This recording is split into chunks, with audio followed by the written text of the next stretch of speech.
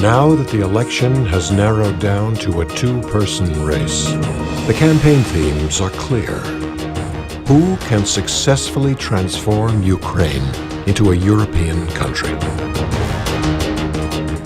The past can often be the best mirror of what the future will hold, and this perhaps translates best in terms of politics. Sometimes we also tend to forget the harms and evils of the past, especially if it is hidden well with a crafty and distracting marketing campaign, which shuns all faults of the past. Just as in a clever magic trick, the purpose of the trick is to make you look anywhere but where the trick is actually being conducted, so that we may believe in the illusion that what we are witnessing is indeed magic. Let us not forget that however clever this trick is, we will not forget that it is after all only a trick, and that the truth lies elsewhere. Here are the facts, reminding us all that truth is paramount, and most importantly, showing us what is at stake for Ukraine and its people. Poroshenko represents the very economic system that Ukraine needs to reform if it is going to build a stable European economy. Can he, for example, embrace EU competition law when his firm is so dominant in the financial market? Will he be willing to harm his own financial interests to benefit the country? Say what you will about UESU in the 1990s. It has been almost 2 decades since Yulia Tymoshenko has been in business, and she has no business holdings in Ukraine that could sway her decision-making. Poroshenko's holdings, on the other hand, extend into Russia. Will he really be able to stand up to Putin if his wealth in Russia is threatened? It is all well and good that Poroshenko backed the Maidan demonstrations, but what was he doing before that? At a time when Yulia Tymoshenko was in prison at Yanukovych's hands, Poroshenko was serving Yanukovych loyally on the board of the National Bank, at a time when it was being looted by the Yanukovych family and without a peep of dissent. Moreover, he served as Minister of Trade and Economic Development, at a time when the only part of the Ukrainian economy that was developing was indeed the wealth of the Yanukovych family. He increased his fortune from $300 million to $1 billion during Yanukovych's rule. This is, of course, only considering Poroshenko's own official declaration. Poroshenko is now calling for everyone to unite behind him, to support him unanimously. But what kind of a Democrat is someone who would deny voters the prospect of a real choice? His newly established union with Klitschko and his mentors, the all-time pro-Russian oligarchs Firtash, Lyovochkin, Boyko, that was cemented by Lyovochkin and Firtash's recent public statements welcoming Klitschko, standing behind Poroshenko, clearly states that if elected, Poroshenko will continue the tragic legacy of large-scale corruption, promoted and sourced by Russian top leadership. Instead of the Yanukovych family, we will have the Poroshenko family. But this time, it will have a more cunning democratic cover-up. It might prevent further invasion into Ukraine's territory, but it will mean that Ukraine might never be a sovereign state again, just a territory under Russian influence. The absolute worst would be that the revolution and the heroic deaths would be in vain. People of Ukraine will again have to wait until the next elections, where they will have a drastically smaller opportunity to change this system once again. The West understands that if Yulia Tymoshenko wins, she will counteract any further Russian interference with Ukrainian independence. Yulia Tymoshenko is the only politician that has enough authority, power, moral right, and independence to lead negotiations with Russia or to withstand it.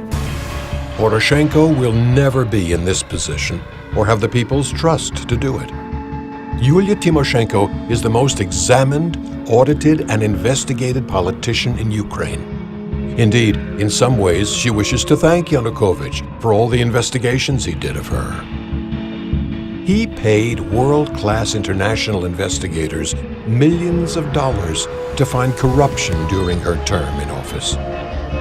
And what did these expensive sleuths, who cost Ukrainian taxpayers so much, find? Nothing. That is why he had to jail her on trumped-up abuse of power charges. It is very easy for people to keep repeating lies about corruption, but the investigatory documents speak for themselves. Would her opponent withstand similar scrutiny? One has to understand that many people are disappointed with the Orange Revolution and its government. Yulia is disappointed too. Disappointed in not being able to do better for you, despite the worst global economic crisis since the 1930s. Also disappointed that the government in which she served never had the agenda that all of its members could stand behind. That is not true today. She has an agenda, one sanctified by the 100 young men and women who gave their lives in Maidan. Her agenda is to make certain that they did not sacrifice their lives in vain. It is a rather simple agenda: to end all corruption, bring our nation into the European integration, and now to maintain our independence. Those were the truths these men and women died for. Those will be my policy guidelines. Policies that do not serve these three goals will not be pursued. Period. We have seen the big lie at work about our country in recent weeks. Yulia Tymoshenko has endured the shadowy propaganda for years, and she has learned that propagandists will say what they will. The only way to combat them is to do your job diligently, and people will eventually see what the real record is. Yes, Yulia Tymoshenko's government was not able to staunch the pain of the world financial crisis, but they did work out agreements with the IMF to stabilize the economy, and no other Ukrainian government to this day has done that. They were not able to end corruption, but it was her government that got the negotiations started that will bring us closer to Europe. And the more European we become, the less corruption there will be. She managed to keep raising social payments for pensioners and students, even in the times of the worst economic struggle. People remember that she paid out 1,000 hryvnia of debts after the breakup of the Soviet Union erased people's savings. She managed to stand firm, calling for transparent re-privatization of the biggest Ukrainian industries, not allowing the corruption of her colleagues to lose one penny for the budget. She managed to sacrifice her freedom, her family, and her business back in the late 1990s in order to fight with corrupt clans, conglomerates of oligarchs and power that feed the monopolies, turning them into monsters eating up Ukrainian national wealth. Will Poroshenko do the same, being one of those very same oligarchs? We now live in a time of both danger and tremendous possibility for our country. To meet that danger, a Ukrainian president will need to be totally focused on its people, their needs, and ultimately their hopes for the future. The president cannot be worried about the impact his presidential decisions will have on his personal wealth. The president will need to have demonstrated leadership, to have stood up against opponents, even if it meant imprisonment, not just simply going along, ultimately settling and compromising. The president will need to have demonstrated in a tangible way that he or she will do everything, suffer, risk their family's happiness, everything, in order to never compromise people's liberties and Ukraine's European future. How would he negotiate with Putin if his chocolate production Roshen has just been reopened in Russia during the worst time of the conflict between our two countries in well over a century? Yulia Tymoshenko's record is clear. She fights, and she fights, and she fights on. And she will fight now to protect Ukraine, making certain that all Ukrainians have a democracy and a democratic future. That all their hard work and courage was worth it. Poroshenko was one of the founders of the Party of Regions. During the chocolate embargo, all the key officials from the Azarov-Yanukovych cabinet were making tough statements, fighting to have Russian return back to the Russian market. Poroshenko did not care or fight for the prospects of the association agreement, or ways of how Ukraine could become less dependent on Russia. Despite Russia's historical pressure on Ukraine in its effort to stop its association with the EU, Poroshenko made constant trips to Moscow, attempting to re-establish the relationship and to stop his embargo. It is clear that he has close ties in Russia based on his personally vested interests. Poroshenko was a gray cardinal during Yushchenko's rule. Poroshenko himself fought to gain more power. He fought against Yulia Tymoshenko to become the prime minister, and therefore enriched himself as a result of white raiding of businesses. He was the closest ally to Yushchenko, even after Yushchenko brought back Yanukovych and his clique.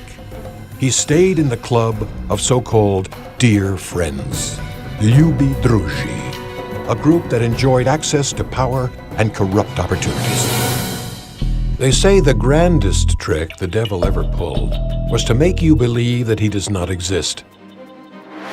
In Ukraine, the greatest trick anyone seems to have pulled is the illusion that oligarchs care, or could ever care for anyone besides themselves and their comrades.